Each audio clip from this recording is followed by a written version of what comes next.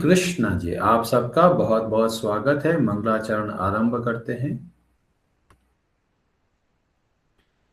ओम नमो भगवते वासुदेवाय। ओम अज्ञानतिमिरान्धस्य ज्ञानाञ्जनशलाकया चक्षुरुन्मीलितं येन तस्मै श्रीगुरवे नमः।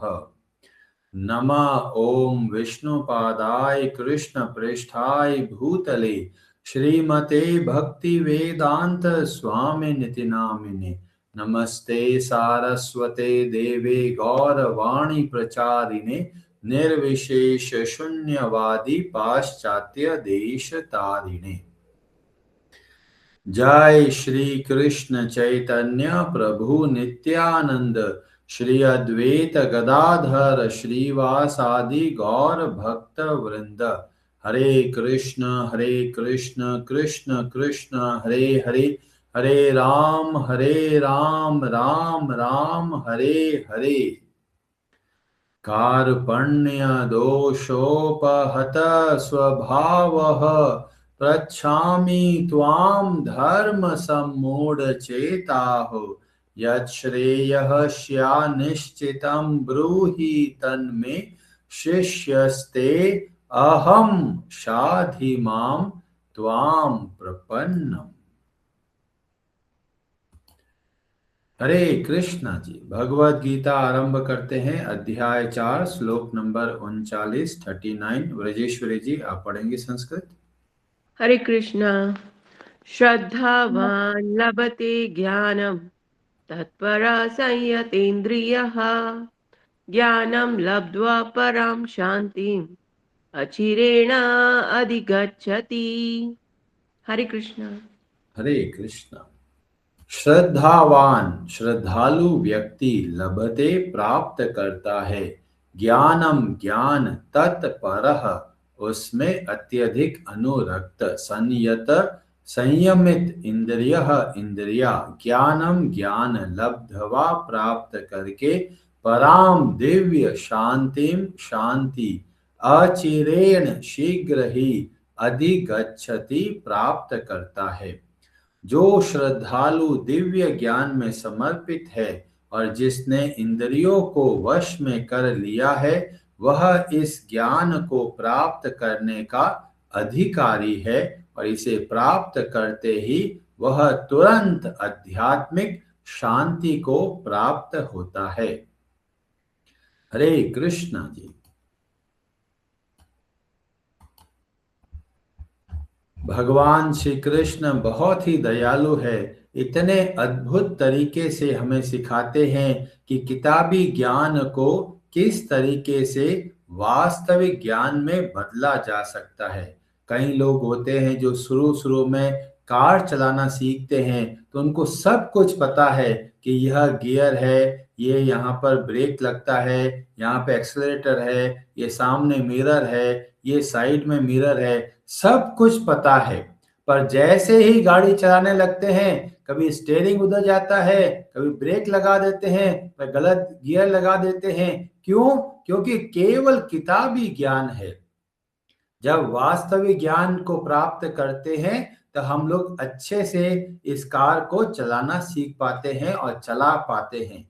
ऐसे ही बहुत तरह के लोग तरह तरह की साधनाएं करते हैं और उनको लगता है हम तो बहुत अध्यात्म में प्रगति कर रहे हैं, पर किस तरीके से कर रहे हैं उसका बहुत ध्यान देने की आवश्यकता है। कई लोग बोलते हैं प्रभु जी इस्कॉन में नियम बहुत है, इसीलिए वहां पे दीक्षा लेने का बहुत हमारा मन ही नहीं होता। हम तो चाहते हैं कोई सरल तरीके से बता दे, कोई बोले चाय भी पी सकते हो, लहसुन प्याज भी खा सकते हो, ऐसी कोई हमको दीक्षा दे दे तो आराम से जीवन बीतेगा।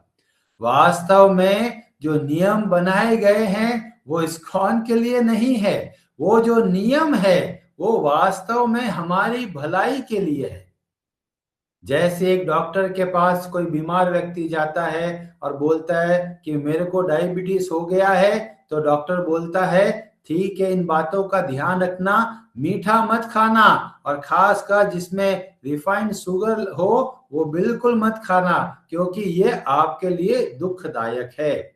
तो ये जब डॉक्टर ने कुछ बताया है, वो डॉक्टर अपने मनमाने तरीके से नहीं बता रहा, या फिर डॉक्टर को कुछ फायदा होगा इसके लिए नहीं बता रहा। जो नियम बता रहा है वो वास्तव में उस बीमार व्यक्ति को सही करने के लिए बताया जा रहा है।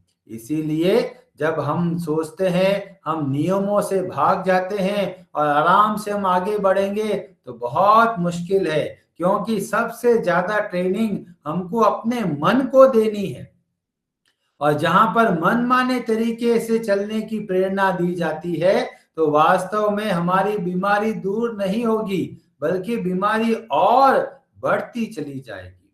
तो हमें नियम बना के कार्य करना है। अब कई लोग बोलेंगे, प्रभु जी हमारे तो बहुत अच्छे से हम लोग नियम से जीवन को चलाते हैं, हम तो ट्रैफिक के नियमों का भी पालन करते हैं।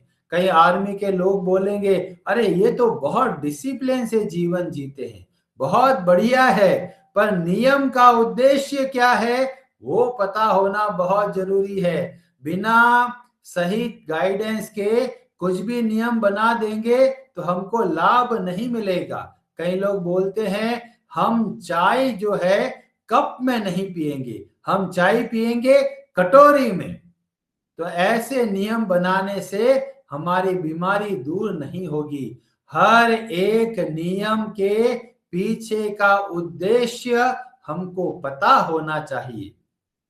और क्या उद्देश्य है, क्या नियमों का उद्देश्य है, ये हमको पता चलता है पद्म पुराण में। पद्म पुराण के उत्तरखंड के अध्याय 71 में बहुत विस्तार से विष्णु सहस्त्र नाम का वर्णन मिलता है, और उसके अंदर भगवान शिव एक बहुत स्पेशल बात बताते हैं। उसमें बताया गया, स्मर्तव्यः सततम विष्णोर, सदैव भगवान विष्णु का स्मरण करना है। यह पहला मूल उद्देश्य। दूसरा बताया गया, विस्मर्तव्यो न जातु चित्त, भगवान श्री हरि को कभी भूले नहीं। ये दो मूल सिद्धांत है। और सर्वै विधि निषेधः, जितने भी विधि विधान है, जितने भी नियम बनाए गए, उनमें क्या है, ये दो मूल बातें हैं। शूर एतयोर एव किंकरः, किंकरः का मतलब है दास। जहां पर बताया गया हर एक विधि और हर एक निषेध, क्या करना है क्या नहीं करना है, कौन से नियमों का पालन करना है, इन सब के मूल के अंदर दो ही बात है, स्मर्तव्यः सततम विष्णोर। वो सारे के सारे नियम बनाइए जो आपको भगवान विष्णु का स्मरण कराने में हमारी सहायता करे, और वो सब चीजें नहीं करना है जो हमको भगवान को भुलाने में हमारा सहयोग करे, हमें भगवान से दूर लेके जाए। तो ये बातें हो गया सिद्धांत। तो चाहे वो आर्मी में हो, चाहे परिवार में हो, नियम बनाना है, नियमों के उद्देश्य को समझना है। जिस तरह से डॉक्टर जो नियम बताता है वो हमारी भलाई के लिए बताता है, उसी तरह से हम भक्ति के नियमों का पालन करते हैं और हमारी बीमारी दूर होने लगती है। और हमने बहुत विस्तार से बताया था, जितना हमारी बीमारी दूर होती है, हम काम, क्रोध, लोभ ये सब से मुक्त होकर, जीवन मुक्त होकर, जीवन के अंदर कृतज्ञता और सेवा के भाव के साथ में जीवन को जीते हैं। तो इस तरीके से जब हम नियम बनाते हैं जो वास्तव में भक्ति के नियम है, तो वो हमारे लिए बहुत लाभदायक है। जिस तरीके से एक बीज और एक फल वहां तक पहुंचने के लिए बहुत कुछ होता है, उसी तरह से किताबी ज्ञान से वास्तविक ज्ञान तक पहुंचने के लिए बहुत सारी चीजें की आवश्यकता होती है। और इस बात को बताते हुए श्री चैतन्य महाप्रभु बहुत अच्छे तरीके से बीज का ही उदाहरण देते हुए हमें बहुत अद्भुत शिक्षा देते हैं। और यह वर्णन मिलता है चैतन्य चरितामृत के मध्य लीला के अध्याय 19, वहां श्लोक नंबर 151 से श्री चैतन्य महाप्रभु शिक्षा देते हैं रूप गोस्वामी को। तो बताया गया आरंभ कहां से होता है, तो बोला गया ब्रह्मांड भ्रमिते, इस ब्रह्मांड के अंदर लोग भटक रहे हैं। कोई स्वर्ग में भटक रहा है, कोई नरक में भटक रहा है, कोई पृथ्वी पे भटक रहा है, कोई यूरोप में भटक रहा है, कोई अमेरिका में भटक रहा है। और फिर कोना भाग्यवान जीव, बहुत कुछ भाग्य होता है, सौभाग्य होता है, तब क्या होता है, गुरु कृष्ण प्रसादे पाय भक्ति लता बीज। भक्ति का जो एक लता है, बेल है, जो पौधा है, उसका बीज हमको मिलता है। और बीज कहां से मिलता है, गुरु और कृष्ण प्रसादे पाए, दोनों की कृपा की आवश्यकता है। बहुत सारे गुरु हो गए जो अपने आप को आगे रखते हैं और भगवान को गायब कर देते हैं। ऐसे गुरु हमारी सहायता नहीं कर सकते। जो गुरु हमको भगवान हरि की भक्ति सिखाते हैं और शास्त्रों के हिसाब से चलाते हैं और खुद एक परंपरा के अंतर्गत आते हैं और ये जितने जो गुण बताए गए उसके हिसाब से जीवन को आगे बढ़ाते हैं, ऐसे गुरु और भगवान कृष्ण की कृपा से हमको बीज मिलता है। और यह बीज अभी किताबी ज्ञान की तरह है। इस बीज का सही लाभ मिलेगा जब हमको फल मिलेगा और उस फल का हम आस्वादन करेंगे। वो फल को जब हम खाएंगे तब हमें उस बीज का लाभ मिलेगा। तो पूरा का पूरा जो रास्ता है, जो जर्नी है, वो श्री चैतन्य महाप्रभु इस प्रसंग में हमको बताते हैं। तो हमको बीज मिल गया है, अब हमको करना क्या है, तो चैतन्य महाप्रभु बोलते हैं माली हना। अब हमको एक माली के रूप में कार्य करना है। और क्या करेंगे, बीज आरोपण, भक्ति का बीज मिल गया है, उसको हमें आरोपण करना है, जमीन में लगाना है। तो जमीन कौन सी है, यह है हमारा हृदय।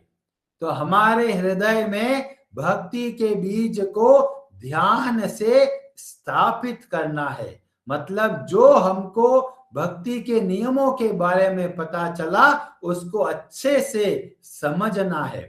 और अभी बीज लगा दिया है, अब पौधा आगे कैसे बढ़ेगा, पानी डालना पड़ेगा। तो बोला पानी कौन सा मिल डालना पड़ेगा कि ये भक्ति का बीज आगे बढ़े। तो बोला गया श्रवण कीर्तन जले करिय सेचन, हर रोज नियम से जल डालना है, तभी वो बीज आगे बढ़ेगा, एक पौधे का रूप लेगा। उसी तरीके से हमारे अंदर जब भक्ति का बीज मिल गया, किताबी ज्ञान मिल गया, अब इसके पोषण की आवश्यकता है। और पोषण मिलता है श्रवण और कीर्तन।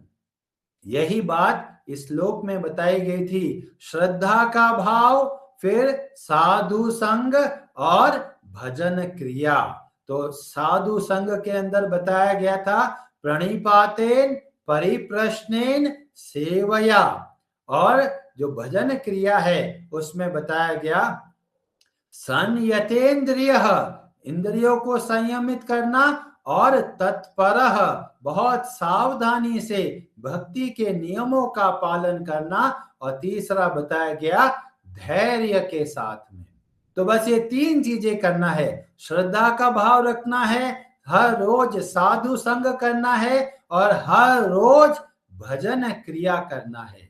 तो ये श्रवण और कीर्तन ये करने से जो भक्ति का बीज है वो आगे बढ़ेगा, एक लता का रूप धारण करेगा। और लता के रूप में जब बढ़ेगा, बताया गया कहां तक जाता है कि ब्रह्मांड का भी भेद करते हुए, उसको फोड़ कर वैकुंठ के लोकों से होते हुए सीधा पहुंचता है भगवान श्री कृष्ण के चरणों में।